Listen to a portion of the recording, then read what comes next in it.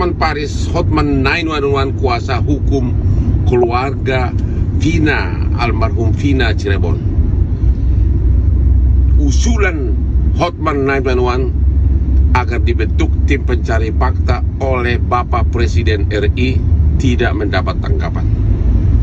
Mau apa kita? Bisa apa kita? Usulan kedua sekarang ini adalah kita berharap agar Bapak Jaksa Agung dan Bapak Jaksa Agung Muda Tindak Pidana Umum jangan melimpahkan berkas perkara Peggy ke pengadilan negeri sampai tuntas, sampai terbongkar dalam penyelidikan siapa sebenarnya biang keladi semua ini, ya, siapa sebenarnya. Dan Bapak Jaksa Agung mempunyai kewenangan untuk tidak melimpahkan. Oke, minta terus P19 agar dibongkar siapa pelakunya. Lagi pula Peggy kan 5 daripada terpidana mengatakan bukan Peggy pelakunya, 1 mengatakan Peggy pelakunya. Maka Jaksa Agung berwenang, mempunyai power secara hukum untuk meminta penyidik kenapa lebih mempercayai 1 orang daripada 5 orang. Oke? Dan limpah atau tidak itu kewenangan dari Kejaksaan Agung. Maka ayo warga seluruh Indonesia yang mau cari keadilan, mari kita sama-sama minta kepada Jaksa Agung agar jangan dilimpahkan berkas perkara Peggy sampai tuntas dulu penyelidikan apa yang terjadi tahun 2016. Siapa biang keladi seperti ini? Kenapa ada 2 BAP bertentangan satu sama lain atas kasus yang sama? Pasti ada yang salah. Apakah kita biarkan 2 nanti putusan pengadilan berbeda satu sama lain dengan dasar BAP yang berbeda, tapi orangnya sama, kasusnya sama, 2 putusan? Mau diapain negara ini kalau begini?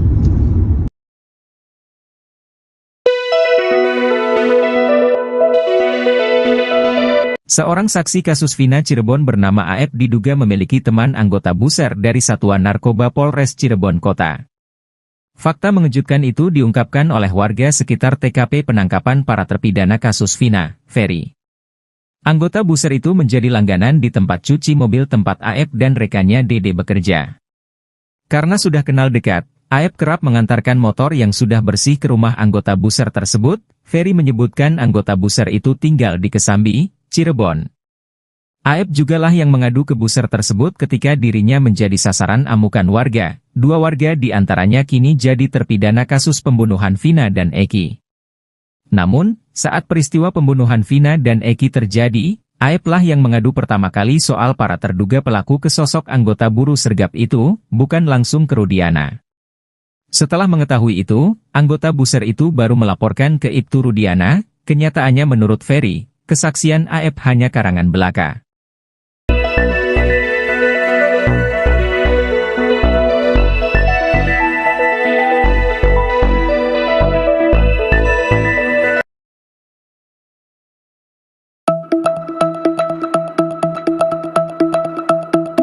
Polres Cirebon Kota sempat mengunggah foto ayah Eki, Ibtu Rudiana sedang main badminton atau bulu tangkis bersama sejumlah orang.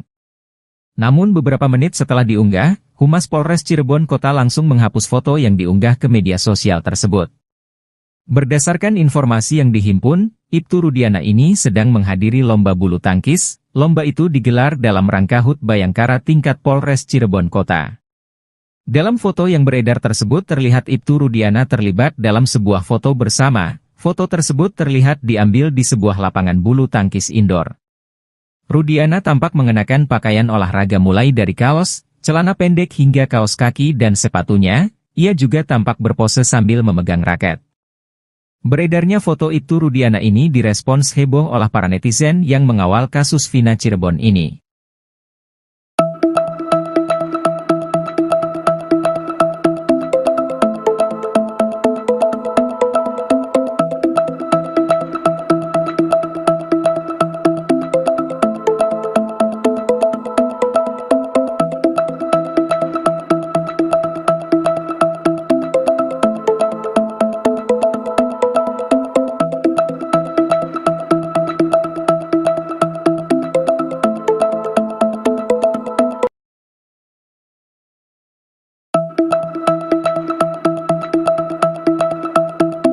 Terjawab alasan Polda Jabar tak hadiri sidang pra-peradilan Pegi tersangka kasus Vina, rupanya Polda Jabar belum memiliki bukti kuat dalam tetapkan Pegi sebagai tersangka. Tak heran jika Polda Jabar berani mengacuhkan panggilan Hakim PN Bandung, Eman Sulaiman. Jika terbukti tak memiliki bukti kuat, penetapan Pegi sebagai tersangka akan dibatalkan oleh PN Bandung. Polda Jabar pun diduga ubah strategi demi perkuat sangkaannya. Belum kuatnya bukti yang dimiliki Polda Jabar ini terlihat pada berkas Pegi yang dikembalikan oleh pihak tim JPU Kejati Jawa Barat. Berkas perkara yang diserahkan Polda Jabar itu dikembalikan karena belum lengkap. Penyidik Polda Jabar diminta untuk melengkapi berkas sebelum ke tahap selanjutnya. Sebab bukti yang diperlihatkan ke publik itu berupa foto Pegi bersama dua orang wanita, apalagi adanya keterangan saksi yang memperkuat alibi Pegi di malam kejadian. Sementara itu, Kabid Humas Polda Jabar, Kombes Jules Abraham Abbas katakan, pihaknya tak hadir di sidang pra-peradilan Pegi karena sudah ada agenda lain.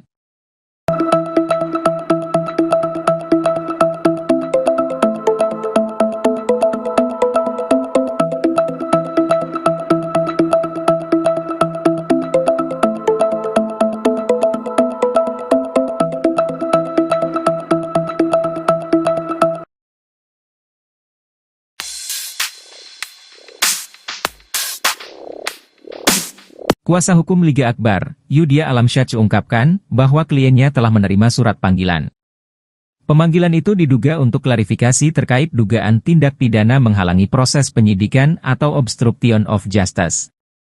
Yudia menjelaskan bahwa panggilan itu mengharuskan Liga Akbar hadir di Polda Jabar pada Rabu kemarin. Yudia juga mengajukan permintaan agar proses pemeriksaan dilakukan di Polres Cirebon Kota, tetapi permintaan tersebut tidak dikabulkan karena waktu yang mendesak. Yudia mengatakan bahwa hingga kini, belum ada kejelasan mengenai materi yang ingin digali dari Liga Akbar terkait pasal 221. Ia juga menyebut bahwa beberapa pihak lain, termasuk orang tua para terpidana kasus Vina dan saksi-saksi lain, telah dimintai keterangan.